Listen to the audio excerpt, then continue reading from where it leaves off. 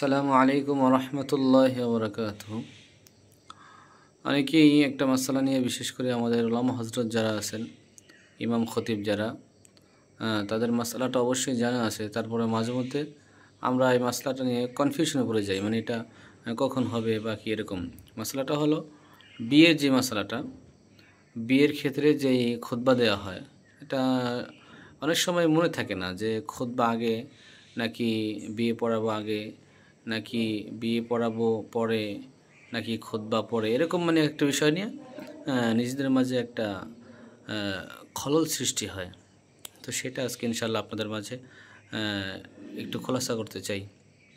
সেটা হলো আমরা সবসময় খেয়াল রাখবো যে এরকম আমরা জুমার নামাজ যখন আমরা আদায় করি, তখন দেখবেন যে ওই জায়গায় খতিব সাহেব সবার আগে কি করে, খুতবা দেয়, তারপরে জুমার নামাজ আদায় করে।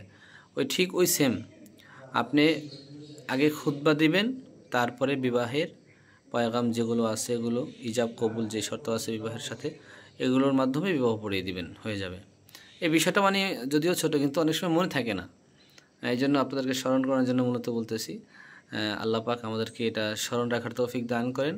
খুতবা আগে, বিয়ে পড়ে, এভাবে আমরা পড়িয়ে দিব সুন্নত তরিকায়। আর আরেকটা কথা হলো, সুন্নত তরিকা বিবাহের জন্য আমরা সব আঞ্জাম করার চেষ্টা করব। আমার আরেকটা ভিডিওর ভিতরে বিবাহের ব্যাপারে সম্পূর্ণ বিবাহে কি কি করণীয়, কী কী বর্জনীয়, এগুলো ইনশাল্লাহ থাকবে, আপনারা বিস্তারিত দেখে নেবেন। আল্লাহ তাআলা আমল করার তৌফিক দান করেন। আসসালামু আলাইকুম ওয়া রাহমাতুল্লাহি ওয়া বারাকাতুহু।